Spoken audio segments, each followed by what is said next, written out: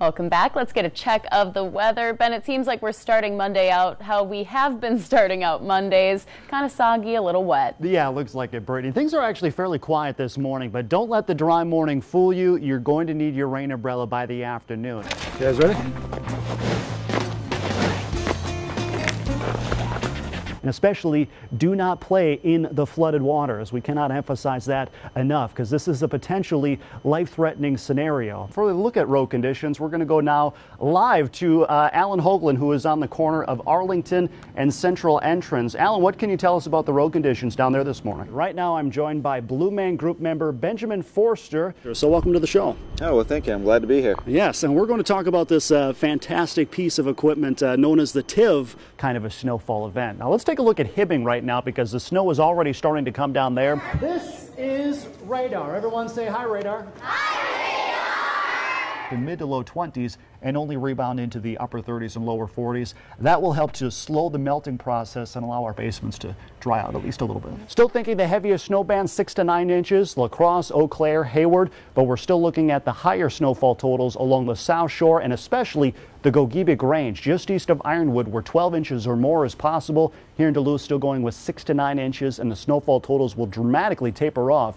from west to east. So yeah, get ready for another winter storm. 41 below for your wind chill in Grand Marais on the Hill, 48 degrees below zero. So needless to say, yes, make sure you are dressed accordingly because today is going to be another one of those bitter cold days where most of us are likely going to stay below zero for the second consecutive day. If you're planning on traveling across the Bong Bridge today, especially over the next hour or so, notice that fog could be pretty thick. There's a new Page plant over there in West Duluth. So if you're coming from I-35 heading on the bridge, just be advised your visibility could be significantly reduced within a very short amount of time. Bright sunshine over us. Here's that frontal boundary right now. You can see a few scattered showers over the high plains states and into central Canada. We're going to see these wispy cirrus clouds overhead coming from the tops of those thunderstorms. So the clouds you see today, those high wispy clouds, are coming from thunderstorms that are about 1,000 miles off to our west, which is actually some pretty cool stuff when you think about it. Now here's how the headlines are, how things are going to be breaking down. Light snow beginning Thursday morning. That would be the time when to travel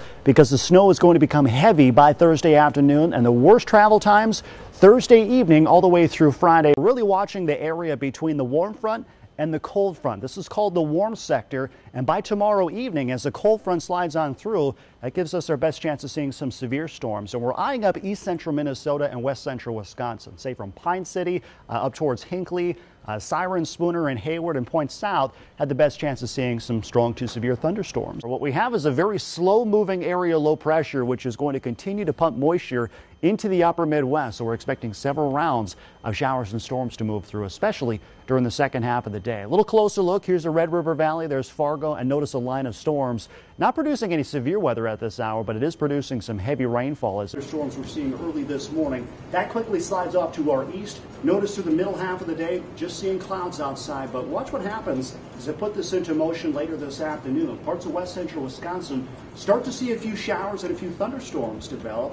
20 below in Duluth. You can see that's about as cold as it gets across the lower 48 right now. So we're really at the brunt of this next Arctic outbreak. Now, it is cold for us, but it's even colder as you get on the other side of the world. We're actually going to go to the town of Yakutsk, Russia. It's a town about 3 times the size of Duluth. It's in Siberia, and Yakutsk is known for being one of the coldest cities on the planet. Here's a look at their current conditions. They're dealing with some freezing fog outside right now, and their current air temperature is 45 degrees below zero. Now they're going into their nighttime, and they're going to bottom out about 58 degrees below zero for their overnight low, and they might warm to 40 below by this upcoming Saturday and Sunday. And you know what, 40 below for them is actually pretty balmy. So yeah, it could be worse. We will still deal with the flooding concerns at least through the first half of the day. And again, that flash flood warning for here in Duluth continues until 4:30 this afternoon. Here's some of the pictures that we have been getting. Pretty wild weather out there. This one taken over in Superior in Central Park, thanks to Jessica. The snow fills in later this afternoon and it will become heavy.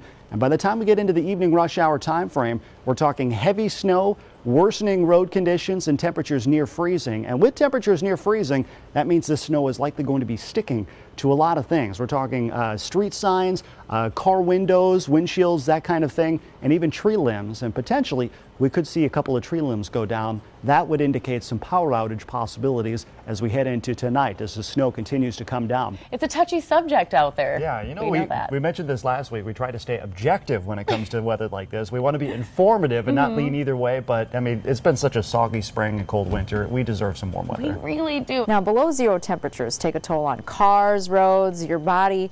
But as our morning meteorologist Ben Dery finds, it can be a lot of fun, too. Well, being that it is the coldest day of the year so far, we thought we'd demonstrate how cold it is with some cold weather fun.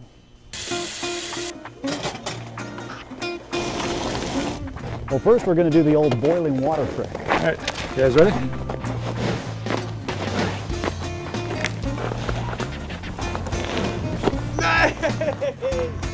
Oh, that's awesome. And now we're going to freeze a banana.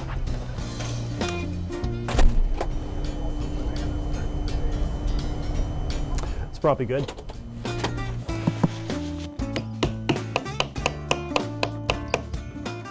And now we're going to freeze a t-shirt.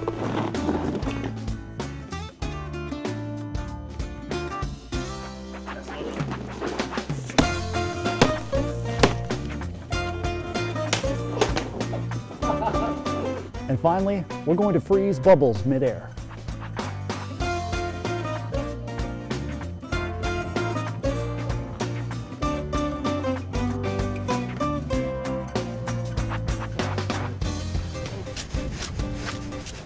With photographer Dan Berg, Ben Dery for Eyewitness News.